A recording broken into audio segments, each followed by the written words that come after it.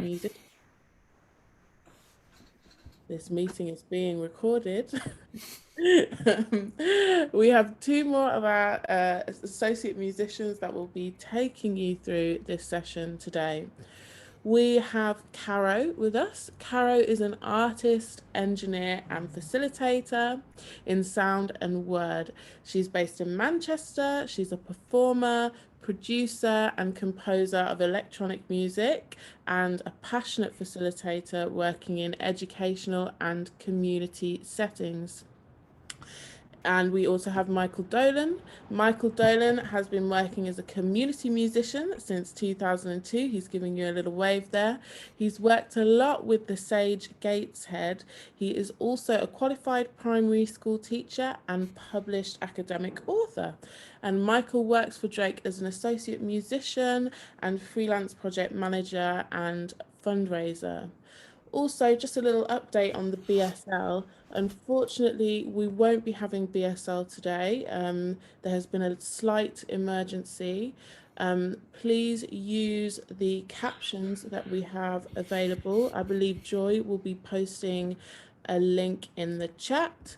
And if you need any further support, then please do message us on via the chat. So without further ado, I'm going to hand over to Michael and Caro. Hello, hello. Hi.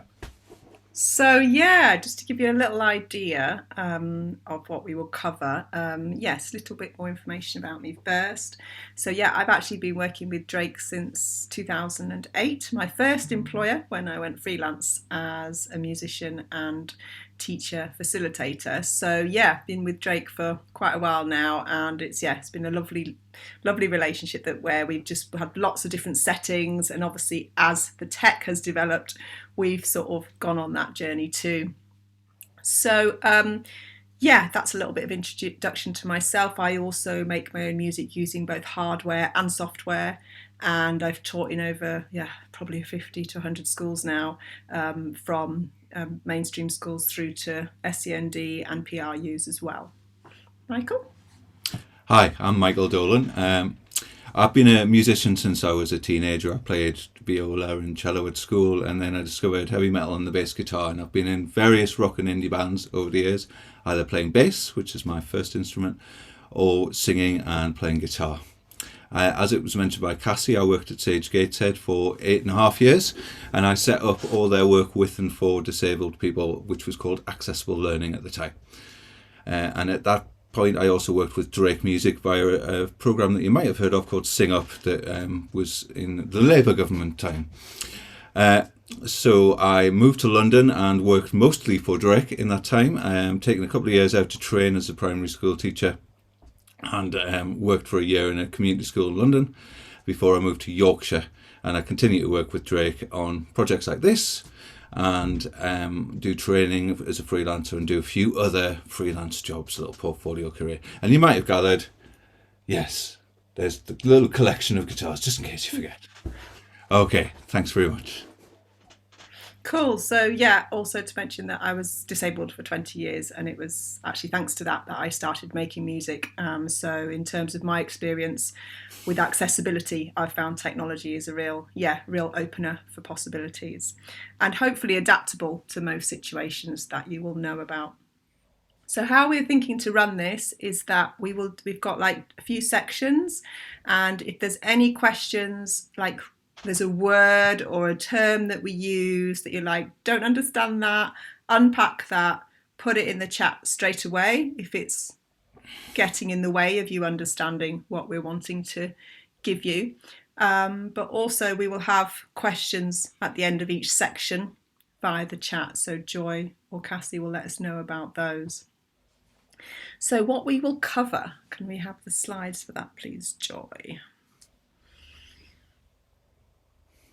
So we're really wanting to give you, from our quite ample experience, some real life examples, both the joys and the challenges, and also some practical demos. Of course, we do only have an hour or so, so we've decided to go for less and not try and pack in too much, but there are other things hopefully we might have time to discuss. We're going to look at some hardware and some software and some apps. We'll also quickly have a look at, or briefly touch on, setting up guided access on an iPad. If you don't know what that is, no problem, we will also cover that. And then if we have time, we will also look at other apps and of course cover any questions. So one of the things that we thought might be useful to think about is we'll have little top tips throughout, and there are some general tips about working with technology in classroom settings that we've both found make these things go a bit more smoothly. So one of the things is that preparation is key. So there are often things that you need to do in advance, and if you get things set up before your session and try things out beforehand, then that'll be a far less stressful way than trying to sort things out and change things in the middle of a session. That said, troubleshooting is inevitable. We're using technology, and just like if you're using a guitar, a string might snap. There's always going to be something that needs a little bit of thinking about to get it working as you'd expect. And we just advise that you take your time when you're doing this. Maybe, the kind of classic take a deep breath and then get on. Because these things need to be thought through. But when things go wrong, it is a learning opportunity. And this can be for yourself, but it can also be for the participants that you work with. And it is not unheard of for participants to learn how to fix the little glitches themselves in the sessions. Great. Okay, so now we've covered the aims, we're going to start with hardware. We're going to go old school. So if we can move on to the next slide, please, Joy. Yeah, so we're actually going to look at what you can do with just a microphone. So I've got a good old workhorse, everyone from Bono through to your person in the pub doing an open mic in the olden days and hopefully the future days. This is a good workhorse for a mic. I think we both myself and Michael were saying how, it can be dropped. It is a really robust microphone. Shure also do a cheaper version. So the SM58 costs about £100 now. And then you've also got the Shure PG58, which I think is a wireless one that comes with a wireless box. And I think Michael said he'd spotted that in a few schools that he's worked in. So yeah, we're looking at what you can do with the microphone, just maybe a couple of effects pedals, low budget. So obviously you need, I'm going to use a little speaker, portable speaker. The effects could be run by battery. And also I'm using a mic with a cable. So obviously we'll go through what you'll need afterwards. So if I just think of a couple examples where I've used this. So there was in an SEN school up in Lancashire, we had a group sitting round in a circle, and they would have a backing track, if you like, or a beat, and then they would know that on the one of the beat each time they would make a sound or say their name. So passing round the mic and people being able to do that, it's really quite amazing how just hearing your own voice back excuse me, and being vocalized in that way can be really powerful for a lot of children and young people. And I think in that sense, you can do a lot just with a microphone if you have one that works and have access to one. So yeah, for example, we did that. We also done with names.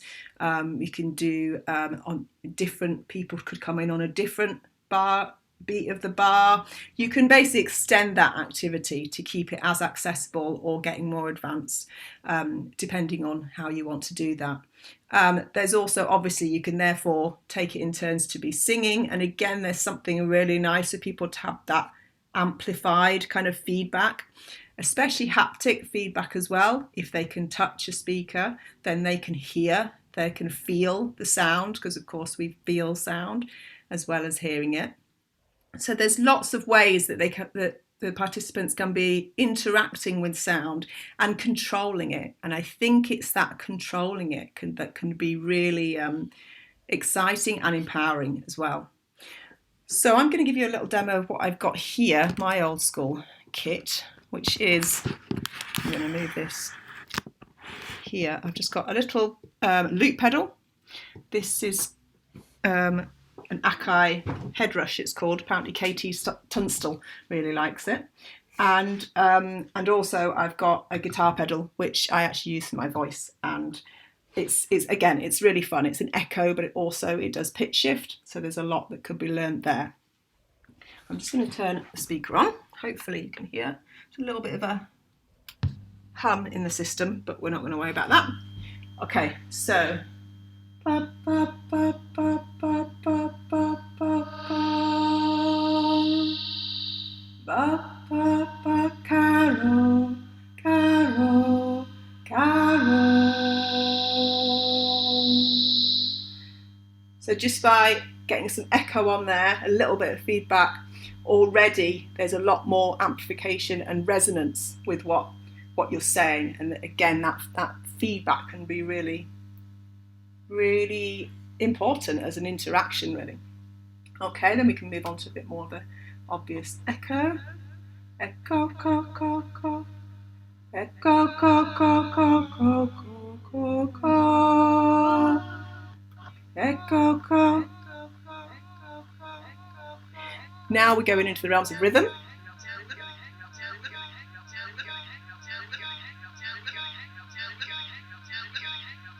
Which of course has its place if you're moving on to other dimensions of music beyond pitch and vocalization.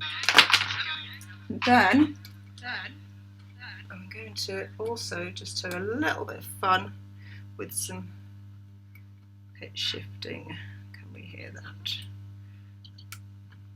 Pitch, pitch, pitch, pitch, pitch, pitch, pitch, shift, pitch, shift, pitch, shift, pitch, shift, and that's decided not to work.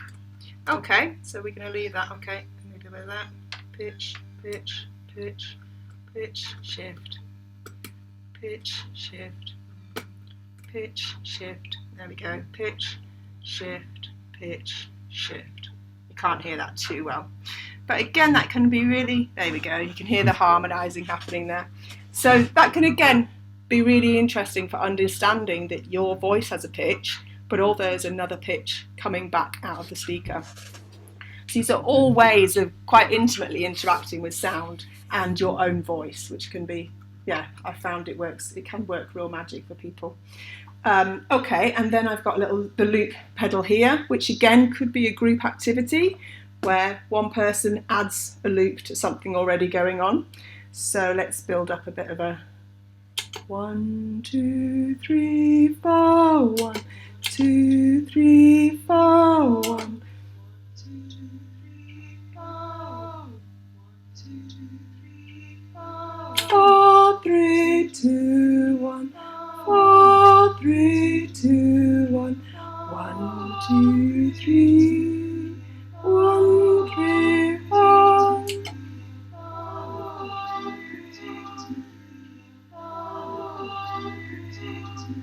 So because that has you can do a fixed loop, then that means that again that can be built up and be accessible, but a way of sort of getting some ensemble work going, because a lot of music of course is about knowing when to play, knowing when not to play, and also listening to what's already there. So that's just a little bit of a demo of some of the stuff that I have taken into schools, and it's worked quite well. I wonder if we have any questions so far, do we? Because I've not had a chance to have a look at the chat. I don't think we do, but if anyone does have questions, please put them in the chat as we go. Let's wait for 1 minute. So moving on to troubleshooting with this, of course, we've got different cables going into different devices. So to start with, you obviously need a cable for the microphone. So what I use is what we call a jack, 1/4 inch jack that goes into the pedal. And then you've got to think about your signal flow. So how we're getting the sound from the microphone to the speaker. This is really useful for your troubleshooting. Again, you might want to do this as part of a group activity with your group so that they understand the signal flow as well, if that's appropriate. So one person described it to me when I started making music as imagining you're turning on a tap. So literally the water has to flow through. So if it's starting from here, it needs to come into the pedal. And then once it's come through the pedal, I'm then sending it to the other pedal, or maybe we're sending it straight to the speaker. But you're thinking it's got to go, it's got to flow. The sound has to flow from here into the little machine, back out and into the speaker. As I say, a lot of these can be battery operated, so that's quite handy in terms of not needing cables. Just obviously make sure your batteries are charged and you've got extra ones just in case. And then obviously one thing to be careful of is feedback with the speaker, or what we call howl round. So what usually happens is if the signal that's going into the speaker, if the signal that's going into the microphone goes into the speaker and then is picked up again. Now you notice that wasn't an issue for me because I'm using a smaller speaker and these microphones are quite directional.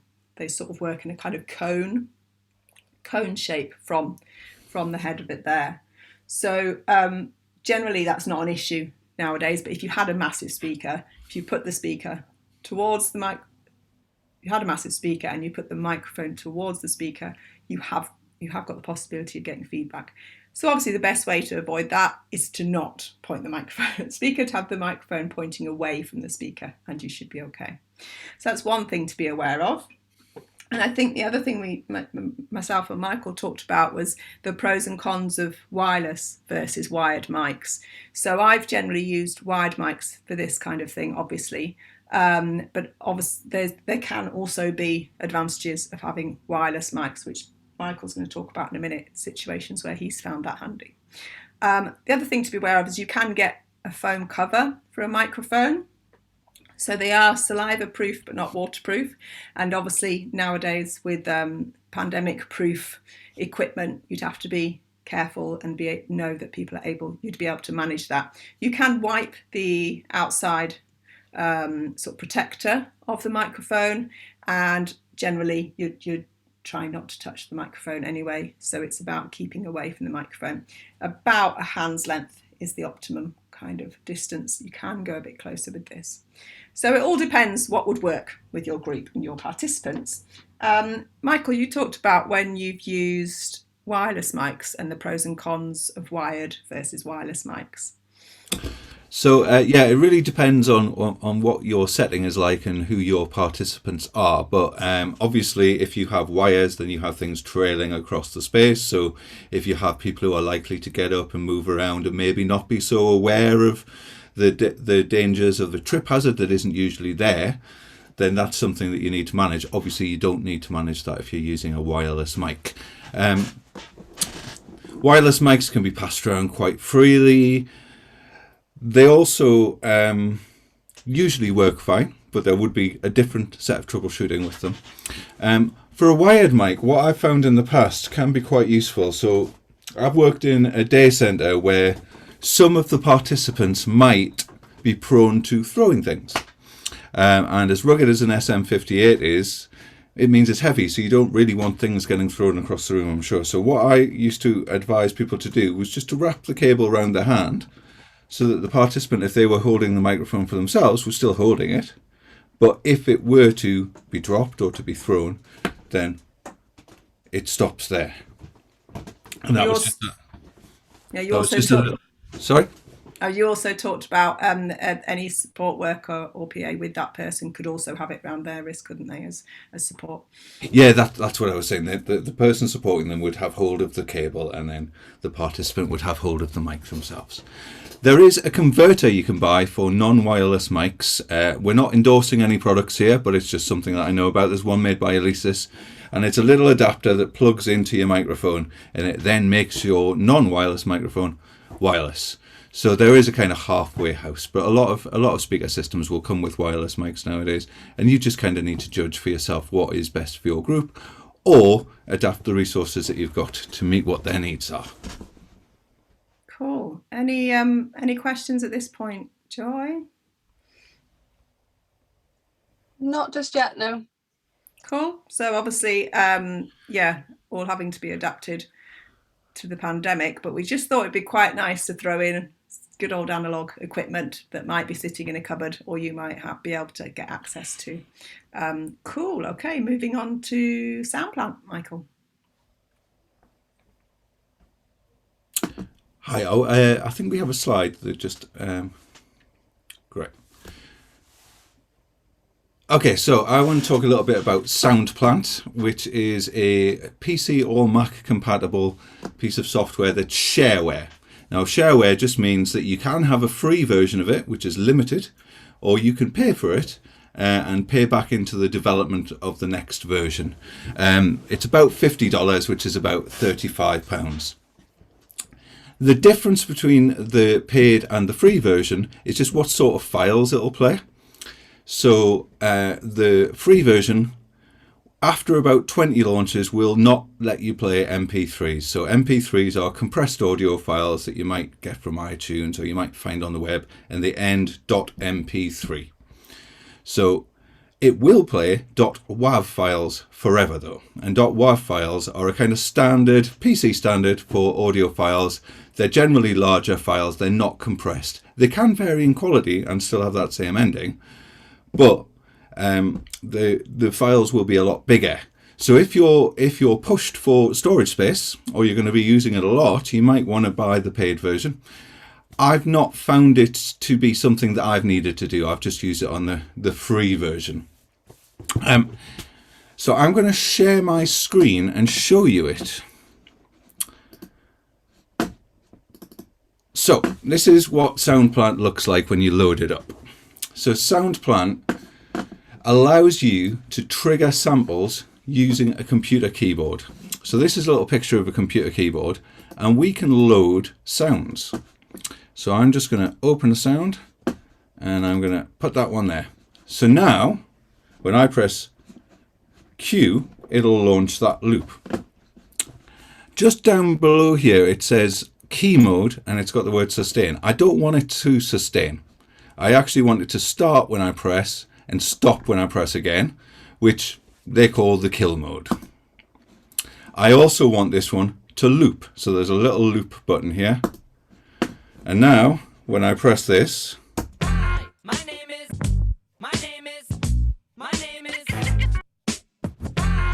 it will just go round and round forever. That's about a 5-second sample there. So a lot of people who are, a lot of SEND classrooms will have switches that are used by some of the students. There might be switches with a wire. These two I've just put on a bit of card so they're next to each other so it's easier to pass around. And they might be attached to something like this. Again, not endorsing any products. This is a Crick switch box. This isn't compatible with the most recent Apple operating system, so I can't use that. But what I can use is these. These are Bluetooth. So there's a little dongle that's plugged into a USB hub here, and I have two switches. Now, switches are interesting because switches will do what we call, they'll make keystrokes. So these switches are the same as pressing certain keys on the keyboard. I happen to know that they are F7 and F8, the way that they're set up at the minute. So I'm just going to load some sounds in there. So again, just to load a sound into Soundplant, you just click on the key that you want. Down here next to the colour board, there's a button that says Open Sound, and we're going to open that. And then on the other one, we're going to open this. Okay, so now, when I press this yellow switch, it triggers one sample. And when I press the red switch, it triggers another. You'll notice that they're not quite the same volume. Now that is easy to fix in Soundplant. You have a volume for every sample, so I'm just going to turn it up. Let's see if that's all right. That sounds all right to me. You could turn it down if you wanted to. And I'm not going to look at this right now, but there are some effects down the bottom on this version. This is the most recent version, so depending on which version you have, it might have a slightly different look. Okay, so now we've got 3 samples loaded into Soundplant. This is an activity that I do at the beginning of a session. And I might do it at the beginning of a session with a group of people as a bit of an icebreaker, or it might be part of a kind of format that I do. But it's essentially a name game. So the track is My Name Is, originally by Eminem, with the musical backing by Labi Siffre. Just a little bit of music trivia for you there. And there are a lot of ways that this could happen. And this would happen at the same time as using a microphone. So essentially, I would be passing the switches and a microphone around the room, one person at a time. I would demonstrate what we're going to do first. So what we're going to do, we'll pretend I've got a microphone. We're going to have our loop going round. And we have... You can drop those in musically, so we can work on musical timing, or it could just be a bit more of a free-for-all. Depending on what the person's doing and depending on what level of musicianship you're working at and what you're looking for, it could be cause and effect, or it could be a more musical outcome. SoundPlant's a really useful tool, given that it's a free piece of software. There'll be switches in classrooms that will be used by young people to access computers, and they can be used to access sounds on SoundPlant. And those sounds could be anything at all. They could be, as we've got here, a loop and some words, or they could be a drum beat and some sound effects. Absolutely anything, only limited by your storage space. I'm just going to turn my screen share off. The reason I've chosen to show SoundPlant is because in every classroom there will be a computer, usually attached to a whiteboard at the front of the room, and you'll be able to use SoundPlant on that computer. It'll work on any PC. It's pretty resource light. It doesn't require a really up-to-date, super-duper fast PC. And like I say, it works on Mac as well, if we have any Mac users in the room. I wondered if we had any questions about SoundPlant.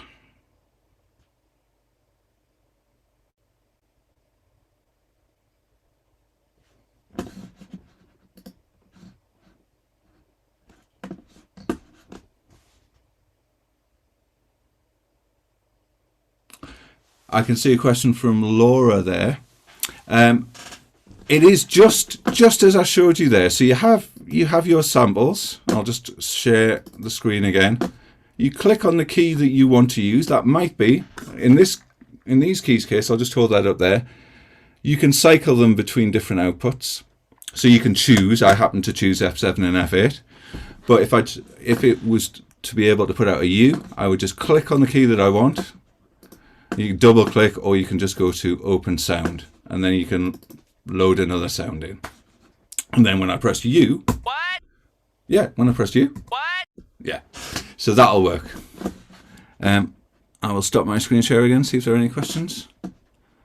Rachel's asked if the loop samples are built in. SoundPlant doesn't come with any samples, but you either would be able to find things that you'd be able to use or make them. In the case of that, My Name Is, I made that from the original track, which has an instrumental at the end, and I found an a cappella for the vocals that I just snipped out.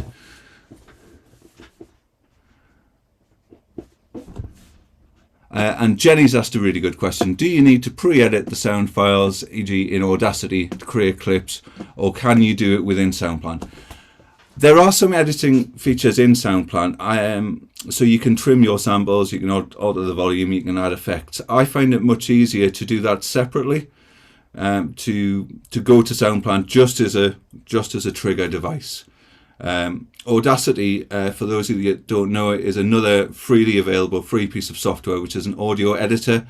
Can be used for recording. What I tend to use it for is for editing audio, so getting for example, topping and tailing something. So you've got a recording from your classroom and it starts with a load of chatter, and usually if it's me going, right, okay, you can get rid of that. And then at the end, when everyone's really pleased with what they've done, there's a big round of applause. Maybe you don't want that and you can cut that off. So that's what I'd call topping and tailing. And I'd do that in Audacity. And then if I was using it in SoundPlant, I'd bring it into SoundPlant after that. Please, can I show the switches on the big screen? Certainly. So I have two examples here. Wired switches, which I have just literally taped to a bit of cardboard so that it's easier to pass them around. I've also linked the wires together. And these are plugged into a Crick USB switch box. Not endorsing any products, but this is quite widely used. And it plugs in, there's a USB port there, and it plugs in via a USB cable. The software that comes with it allows you to, there's 4 spaces for switches, allows you to select which 4 keys it works. So again, with SoundPlant, you put your samples where the keystrokes are going to come from the switches. That's not compatible with the 2 most recent operating systems for Mac though, whereas these are. So this is the Easy Switch from a company called Help Kids Learn. And I'll just unplug it since I'm not using it anymore. Basically, there's a little dongle which you plug into a USB port. There's a little pair button, and on each of these there's 2 buttons, one of which is the pair and the other changes what the output is. So you can see you've got a list there, a little hexadecimal display, and each corresponds to a different keystroke.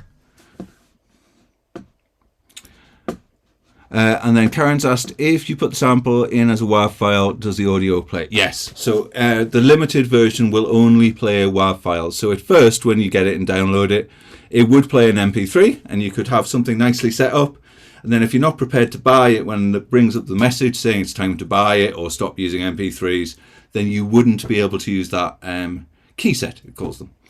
So I would just advise, if you aren't going to pay for it, then probably just start using .wav files anyway. You can use Audacity to convert between MP3 and .wav. You wouldn't get any improved quality, but it would work in SoundPlant. Did we have any other questions?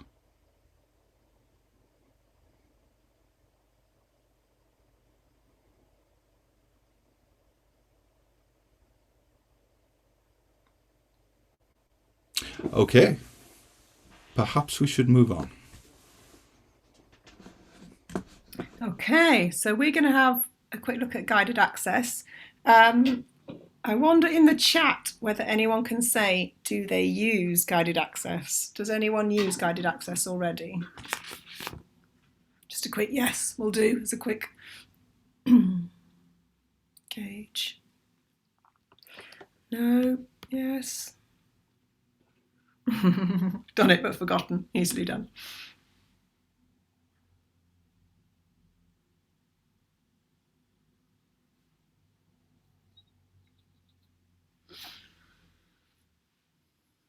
Yeah, okay, so we've got a real mix. People have used it and haven't. This is an iPad feature, and this is the only way, talking of tech, this is the only way we could get Garageband to work with the sound. For some reason we couldn't put the sound out, so this is why I've gone old school, back to a music stand. And yeah, so we're going to go, I'm just going to show you it. Drake has some brilliant resources online where you can find out step-by-step guide really of how to set up and make the most of guided access. So I think Joy is going to share the links there, and they'll also be shared with you later. But we also thought it would be useful just to go through it. So warnings, I've got an older iOS, because they do keep updating things, don't they, and changing things. So on my older iOS, the way to get into guided access is to, I should first explain why you'd use it actually. So guided access is a way for you to basically control keeping participants on a particular app or on a screen, or even down to certain controls, which works really well for music. So for example, if I've got a synthesizer here, yeah, I've got this synthesizer here, and I want people to stay on this synthesizer and not by accident press something like the home key or come off the screen or get distracted and decide to look on YouTube. So in order to keep participants on task, and also if you do have an organised setup where maybe you've got one person on drums, another on synth, another on strings, and you're building a kind of Garageband, iPad Band, then this is a nice way of preparing, setting up beforehand, and then having that in place. So in order how to do that, I'm just going to go through it. So we go to the settings. So in my older iOS, I go to General here, and then about just above gestures here, just a few things down the menu, we've got accessibility, and then going to almost the bottom of the accessibility menu, we've got guided access. And once we get to guided access, we just toggle to turn that on. Now, one thing that's recommended is to set a passcode. So you might want to keep that really simple with 4 zeros, or you might want it to be not so obvious for various reasons. So we can set the passcode. I'm going to make mine not so obvious. I'm just going to go for 3696. And you do that twice. 3696 and 3696. 3696. And we're done. Yeah, okay, so that is now guided access is set up. So it's almost like running latently in the background. So Michael was saying with his newer iOS, actually guided access and accessibility comes up in this first menu. So it's actually near where the general one is, so you don't have to do so many clicks to get there. So now if we were to go to Garageband and this synth, and we want to keep the participants on this instrument, we just go to that, click the home button 3 times. So 1, 2, 3, guided access is activated. So now if I try to come out of that, I can't. I'm on there. So Michael's going to show you a bit more how you can get in with the controls on another app and sort of cordon off areas or restrict areas. But I'm just going to make sure to come out of that. Again, it's just the 3 quick clicks. And we need my code. Okay, and then I'm just going to do end. So yeah, check out the links that Joy is going to share with a step-by-step guide of using guided access that we have on the Drake Music website. Any questions to do with guided access at this point?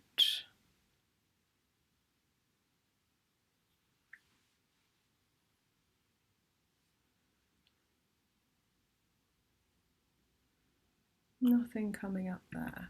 Okay, so I'm now going to move on to Garageband and a particular aspect of Garageband that apparently not everyone uses. I use it a lot. It's the sampler, and especially in primary now, Key Stage 2, found sounds is part of the curriculum to do with science and music.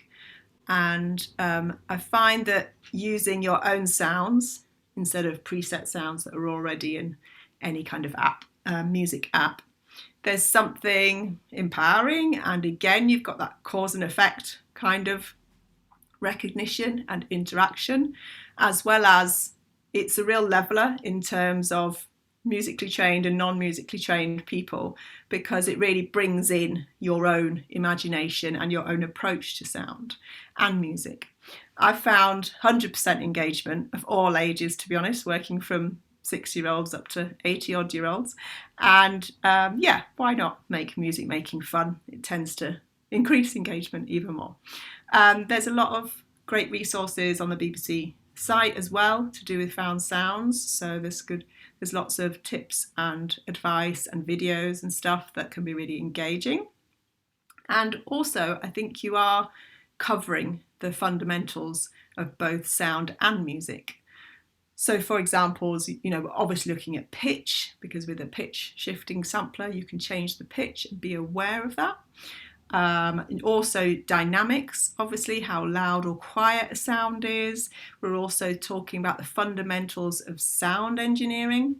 So capturing, recording sounds, getting the optimum quality for your recorded sound. Also covering all the interrelated dimensions of music in terms of curriculum stuff that we all need to cover at primary at least.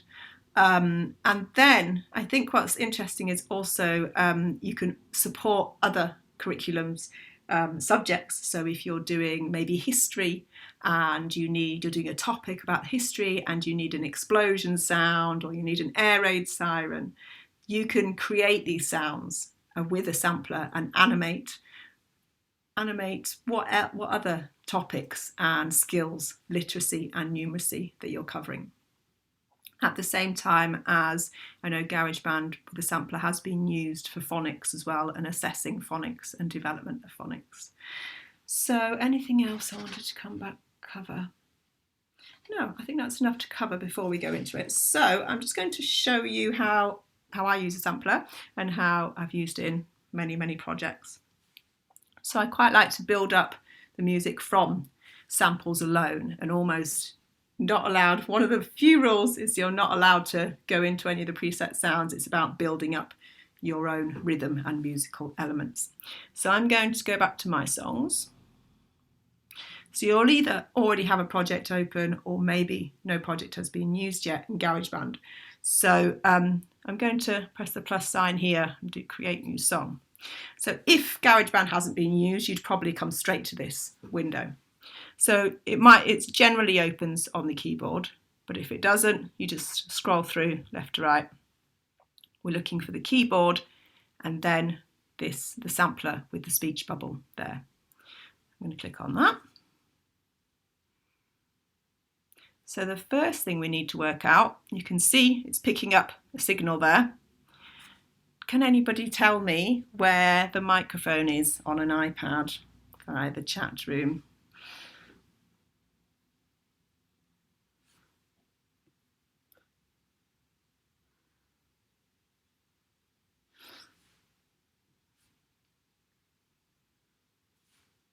No takers. Oh, I've got it at the bottom. Well, that depends how you're holding it. So by the home button, we had another suggestion there. Top depends on holding, yeah. It's actually where the camera is, I think. So usually it's where the camera is. So over here is not the quiet, it will be quieter. So over there is louder. So similar to the other microphone I showed you, it comes out in a kind of cone shape, how it captures the sound. So really what we're looking for, that's too quiet. We want about halfway, 2/3, 3/4 up that scale. That's too loud. Bub, bub, bub, bub. That's probably a healthy signal. So we want that healthy signal. So here you're actually learning the fundamentals of sound engineering, of audio engineering. So especially in a city like Manchester, I'm like, yes, empowering the next generation who can work for the BBC and ITV and all the rest of them. So I'm going to start by, I'm just going to press start, record a sound, and then stop to finish.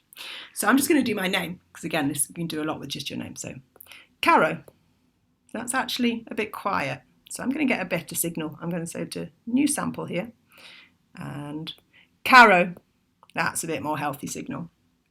So now I've got that sound. I'm going to trim. I can see at the end there, we don't want that. I think that was probably me clicking. So you can trim the sound at the top here.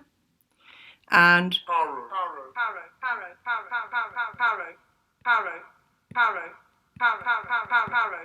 so there's the sound pretty much at the same pitch, the same note as I recorded it, same frequency, and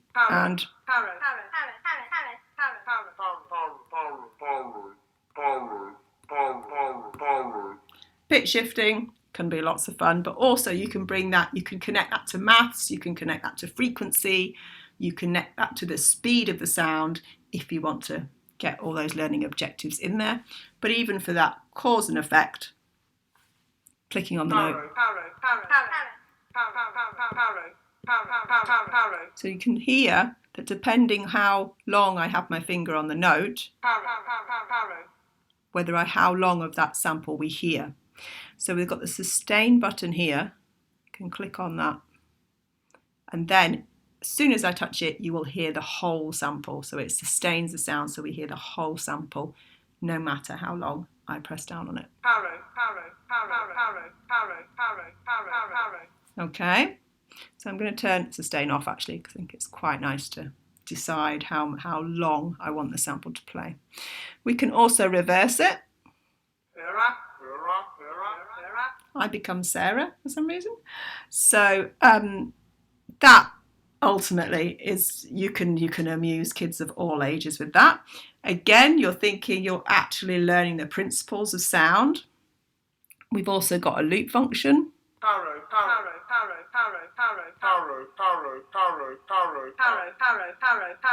Okay, turn that off, turn the reverse off, the reverse has come off.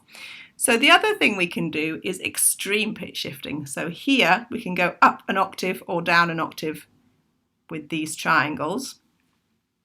So we have technical terms for this.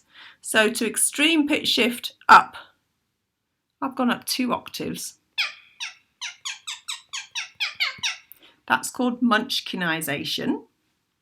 And that was a technical term I was taught at sound engineering school. And basically it all sort of turns into electronic birds after a while, but still,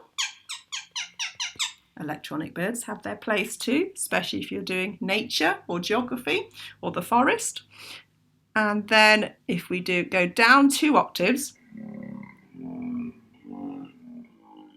here we're moving into terms that I had 2 year 6 classes who gave me these terms. One is slow-mofication or zombification.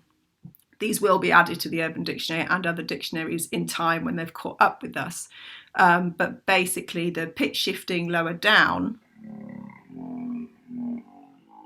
you can imagine the amusement, but also the creative application of these sounds. So a lot of using samples, you're really tapping into mood as well, which of course is an essential skill for both music as well as other subjects and other learning as well.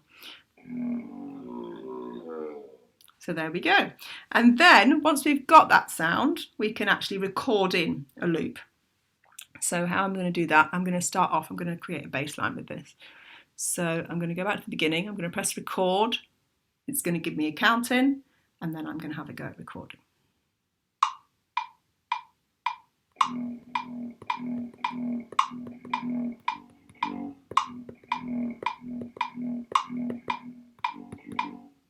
That'll do. So that was the bass line done with a zombified Caro sample of the Doctor Who theme. So then we can look at that by pressing, I'll just show you that again. There's the little lines here at the top to have a look at what we've created. And there's the loop. You can just turn the click off the blue triangle. And then theoretically you can add other layers on top of that by click on the sampler, duplicate, open that up, and then maybe we put some electronic birds in there. Let's get some, let's record those on top.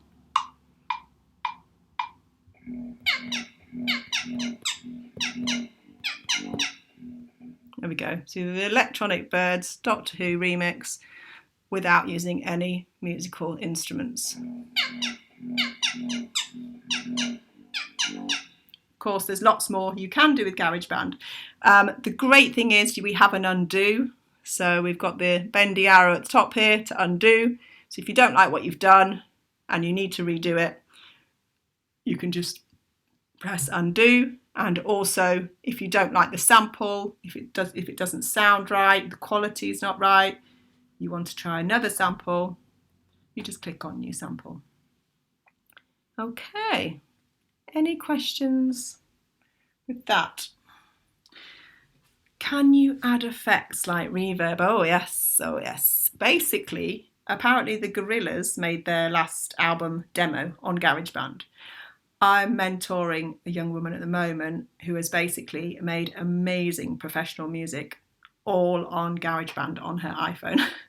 So it is quite amazing. You used to have to pay for it. It's now free app on Apple, on iOS. So yeah, really quite amazing what it can do now.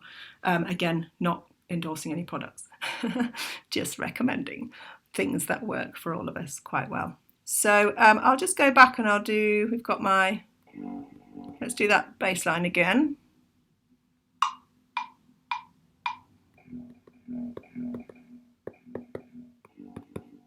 Okay, so we've got that bass line. So I'm just gonna loop that. So if I click on it again, settings, I can loop that. And then I'm going to duplicate that track and I'm going to get the electronic birds in there again. Let's put them up at, yeah, up there, the Munchkins. That's more the Munchkins, isn't it? Let's get the Munchkins in there. Okay, so.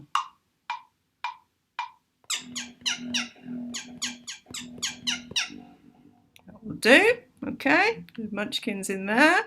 Now with that track, what we can do is we click on, highlight the track that you want to put the reverb or echo on, and then you go into this where it says, see the little faders icon, and in here we can add echo and reverb at the bottom here. If you'll let me, there we go. Yeah, move that, turn that up, and if you want to change the kind of echo and reverb, then you would press Master Effects.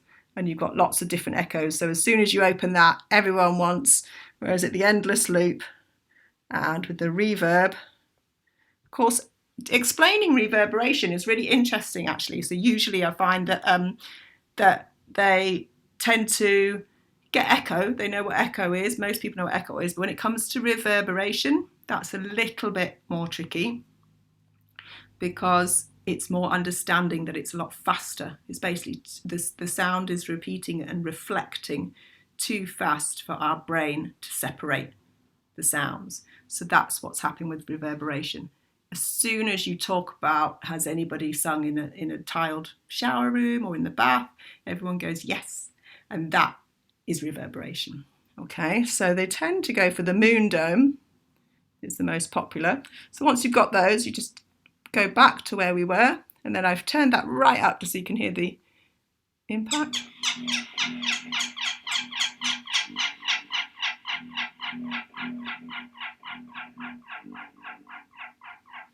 That is now going on forever.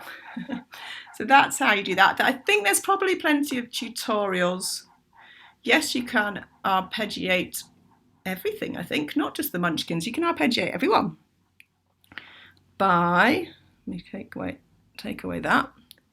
Here, that's the arpeggiator there, I think. Yes, there we go, arpeggiator. So the little steps going up there, I'm going to leave it as it is just for ease.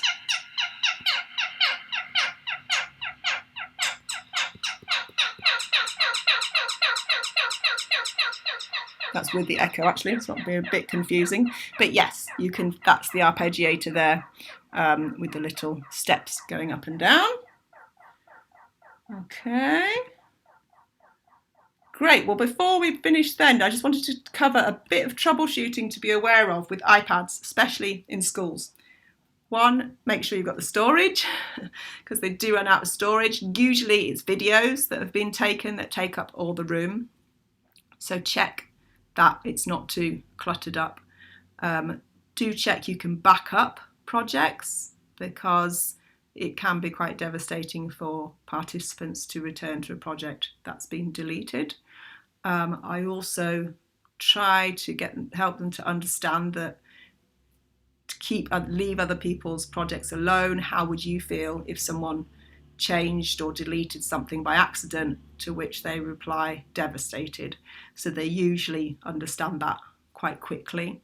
The other thing to be aware of is sometimes the mic doesn't work, in which case, I don't know if you can repair it, but try another iPad.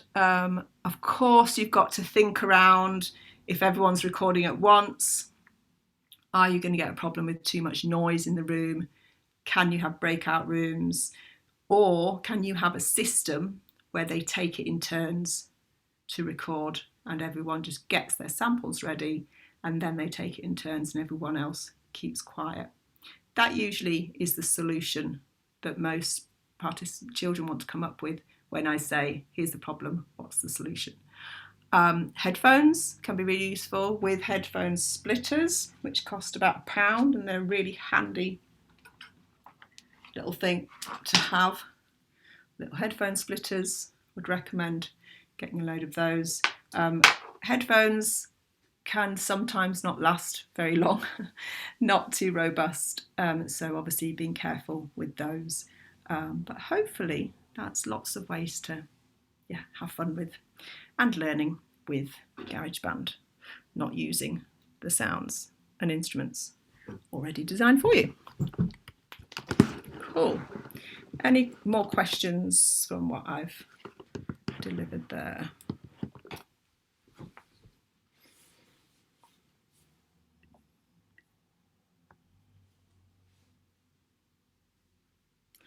Cool. Handing over to you, Michael. Hi. So that was a great demonstration of using the sampler in GarageBand, which I'll admit is not the usual way that I use GarageBand. We're not quite onto that just yet, sorry. I'm going to do a little screen share of another way of using GarageBand. So there's a little bit of film I want to show you. You might recognise somebody in the film, but they look a bit different. It's a few years ago now. Different hairstyles, etc.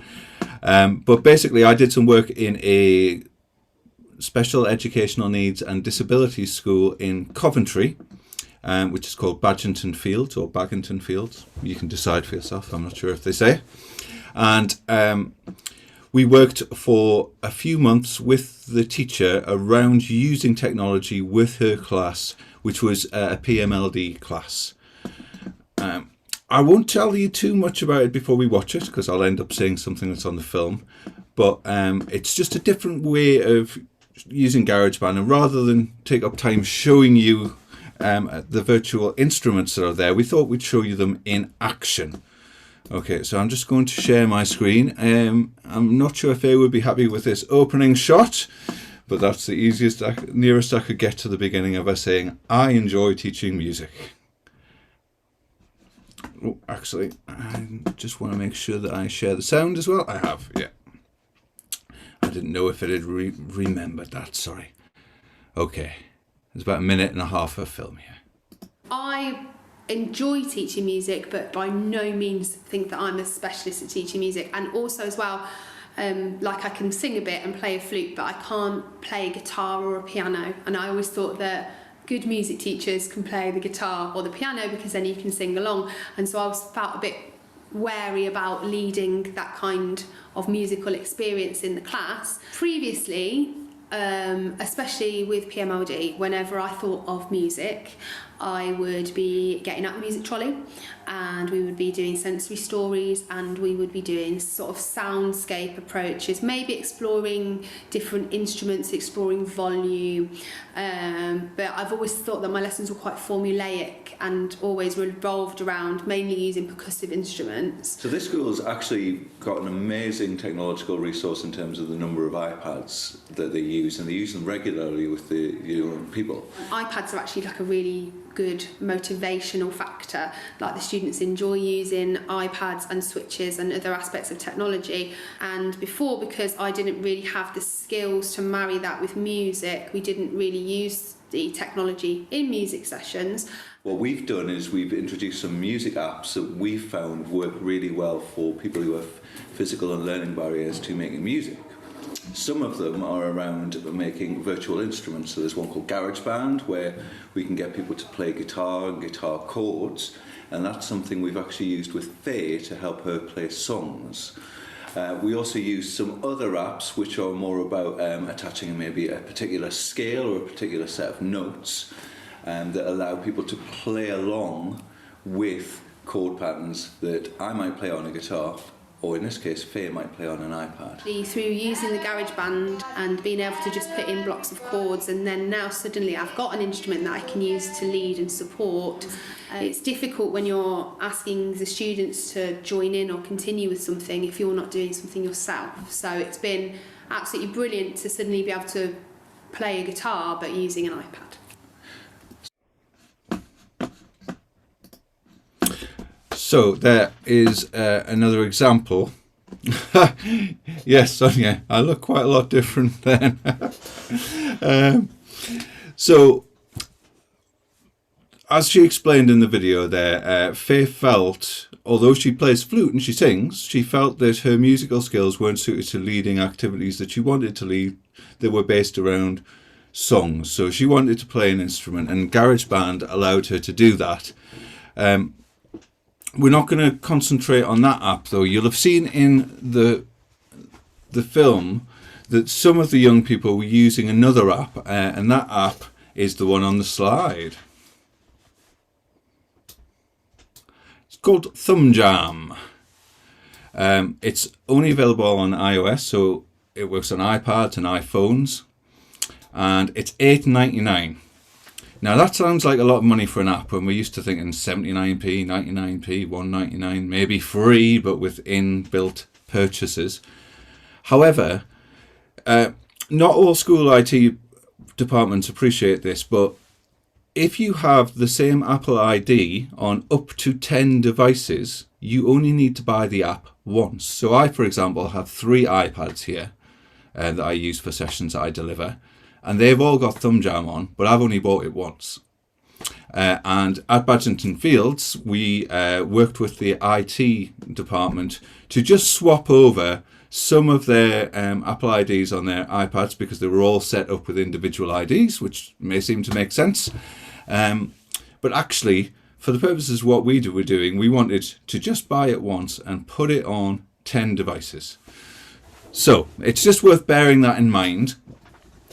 When you look at the prices of apps, and when you think about the way that you can use them, you can use more than one. As long as it's got the same Apple ID, you can use it on up to 10 devices.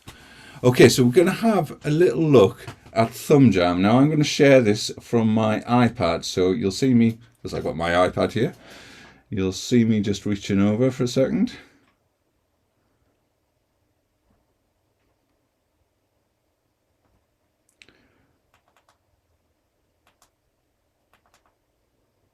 Okay, so there we have Thumb Jam.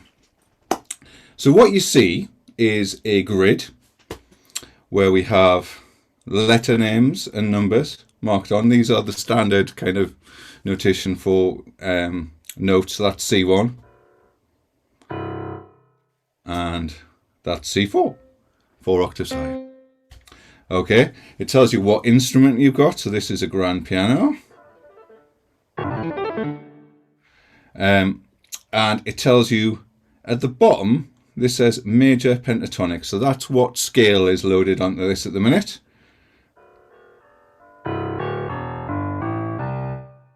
And there we go. So it's playing a major pentatonic. So wherever I play,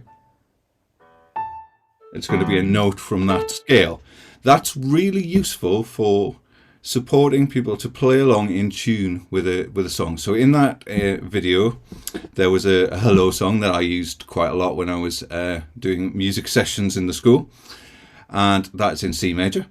So when we were doing our pre-prep setting up for the sessions, we made sure that all of our iPads that we're using Thumb Jam were in C and had C major pentatonic on them. So I'm going to show you that.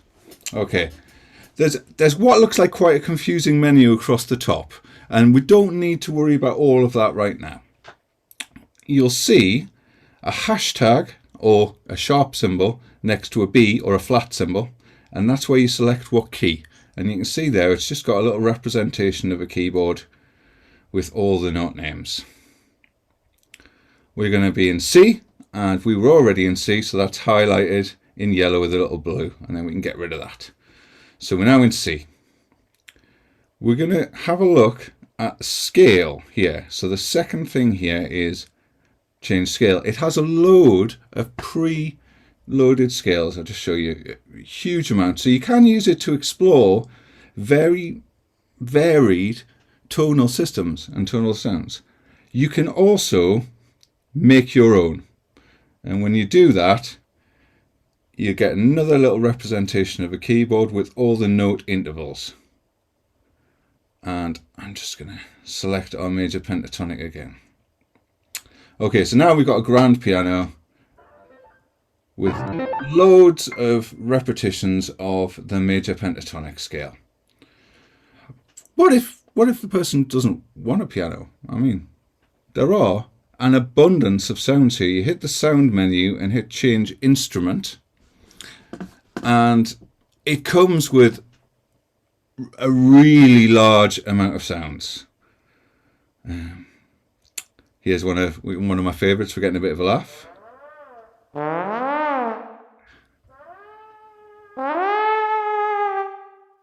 That can be quite responsive. It's got a theremin, which is very similar.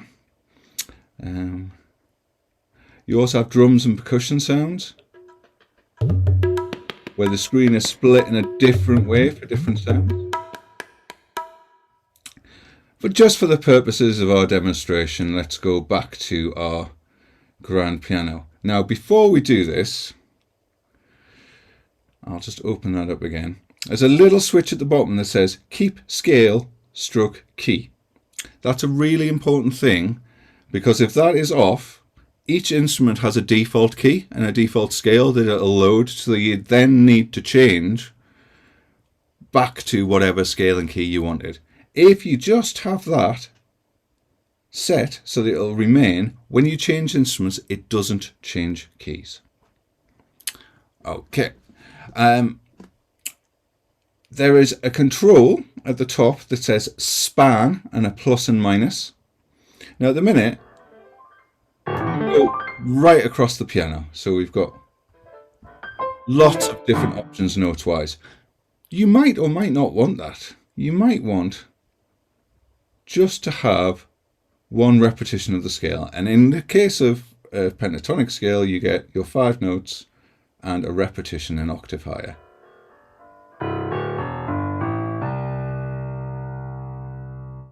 And there we go. We have that set, so it's 1 octave.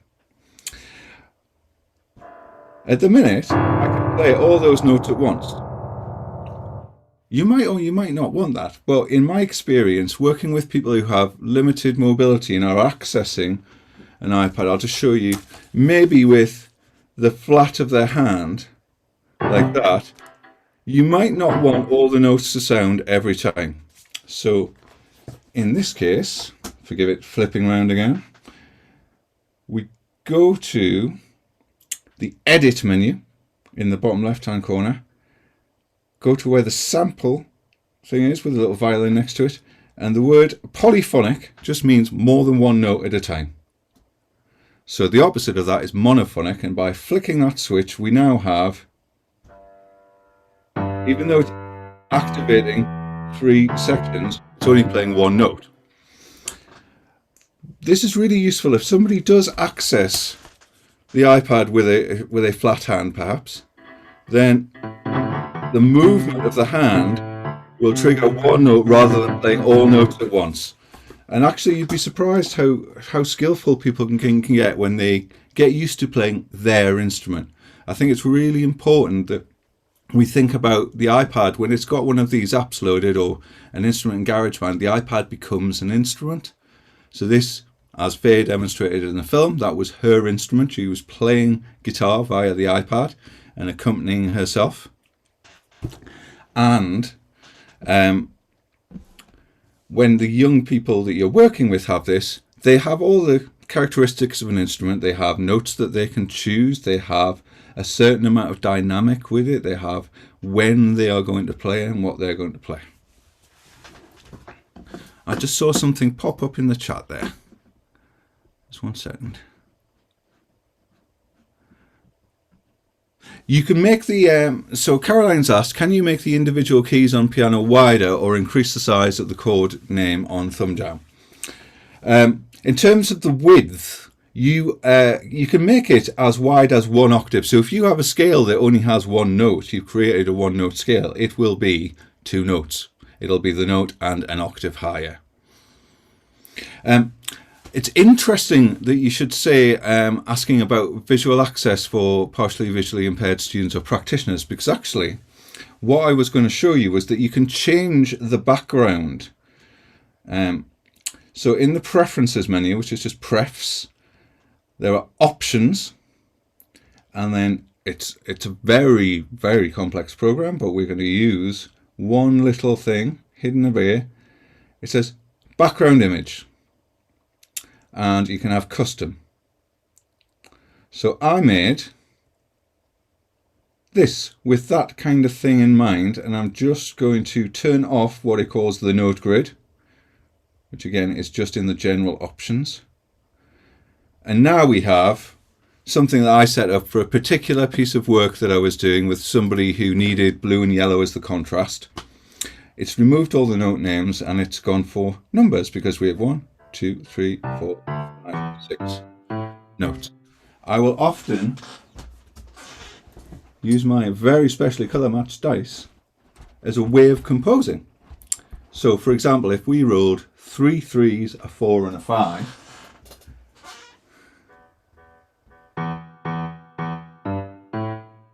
there we go. That's a little method of composing. I can just see another question there.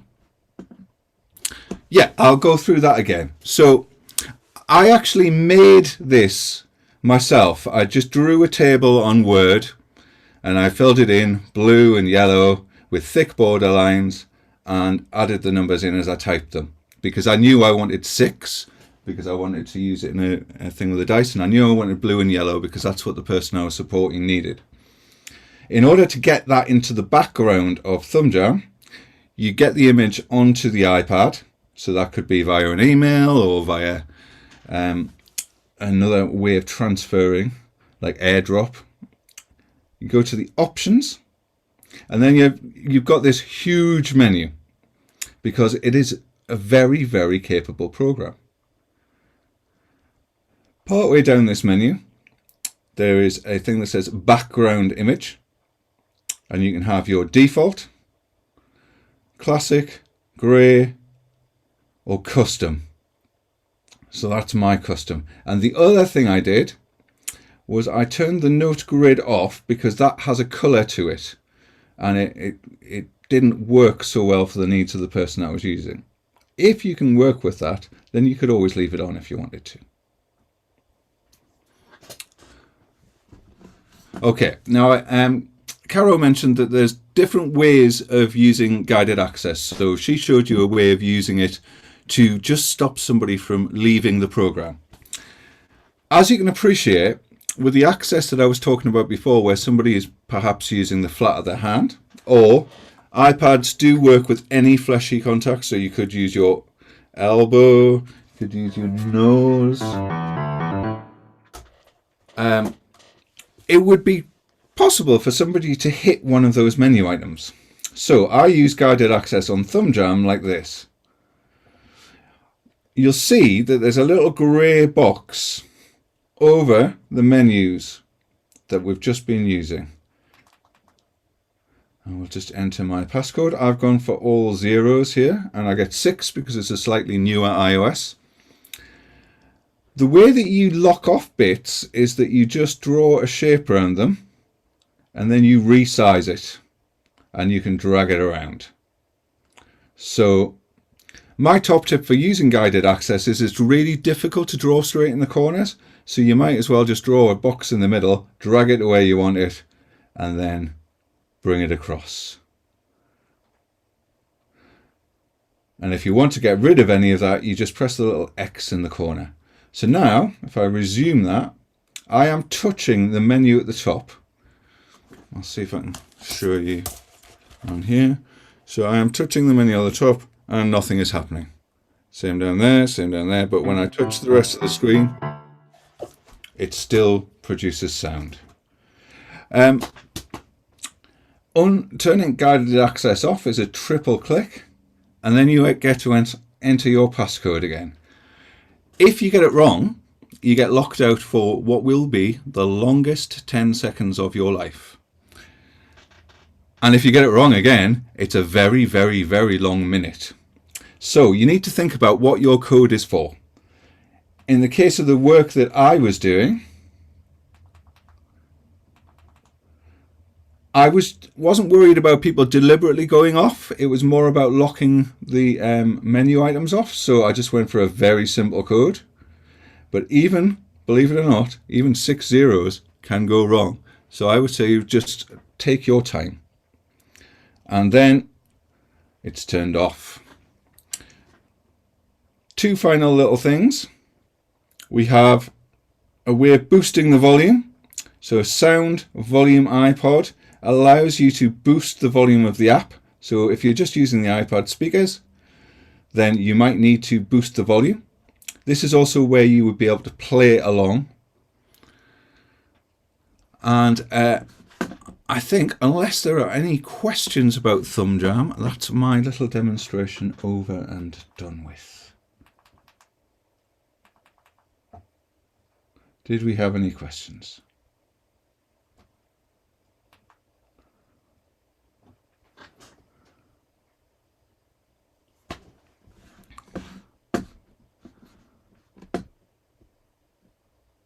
And Fard's asked does guided access on ThumbJam immediately allow you to draw those grey boxes over the controls? When you turn it on and then turn it off again, you get a little section of the picture inside a frame, and that's when you can draw. And that's just across all apps, it's not just ThumbJam.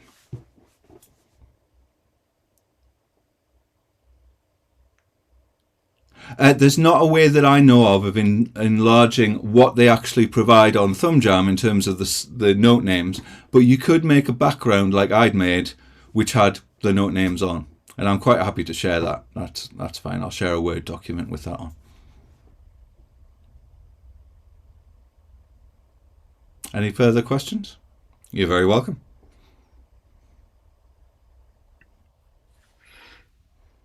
Michael, can we see your amazing tinfoil beater? I haven't got any tinfoil with me. So the one thing I forgot. We've just got some top tips about accessing iPads. So as I mentioned before, they can be accessed with any part of the body, but it must be skin contact. So for example, if you've got beard like me, my chin isn't going to do it. If I was clean shaven, it probably would be fine, but I'm afraid I'm not popping out to shave to demonstrate it. But I've certainly had things in the past where I've been working in a day centre and somebody's been used to accessing it with their chin, and then they've grown a beard and actually they've not been able to do that. But attaching a little bit of tinfoil to their beard does mean that they can still access it, and it looks quite funky as well. You can also use your kind of standard stylus, or as Caro was just saying there, if you get a bit of tinfoil and wrap it around a pen, you've made yourself a stylus. Yeah. Any other questions where we're at now? Just thinking we'll wrap up. Yeah, we're kind of at our questions and evaluation moment. Yeah. Is it worth us just putting in that? Can we put in the chat just that? Douglas says worth checking out DJ Arturo, who performs on iPads using nose and tongue. Amazing. Yeah. In terms of the quality of the sounds of ThumbJam and Garageband, Caro made mention of somebody that she's working with who does all her recording on Garageband, and the Gorillas use it. I'm collaborating with somebody in America and I was really shocked to find out that what he used was just GarageBand and an inline mic on a set of headphones, because he makes really stunning music to the point where I wanted to work regularly with him. And my own music, I use the brass sounds in ThumbJam on some of my recently released music because it's just the best brass sound I could find.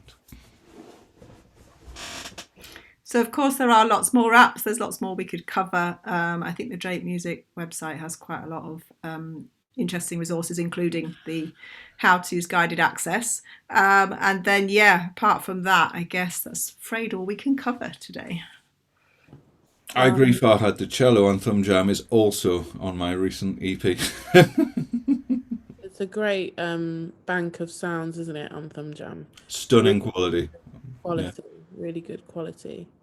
Well, thank you so much, Michael and Caro, for a great session today. I really hope that everybody who attended found it informative. We will be sending a recording of this session around on Tuesday. Joy will be sending that session to you all. And Joy has also just posted in the chat a link to a survey. If you do have time, please do fill it out. It's only going to enable us to make future webinars more accessible and useful for you all. Also to say that this was the final webinar this academic year. There will be another webinar in this series on the 30th of September. So please come along to that one. The topic is the Music Hub Inclusion Journey, where we'll be having staff from the music hubs that we collaborate with to come and talk about the inclusion journey that they've all been on together. So yes, and as Michael and Caro previously mentioned, please do also check out the iPad guide, which is on the Drake Music website. We'll post that again in the chat now. And thank you so much. Enjoy the rest of your Thursday evening and see you at the next webinar. Thanks very much, and thanks for all the questions as well. That was really good. I'm not sure how long to wait for.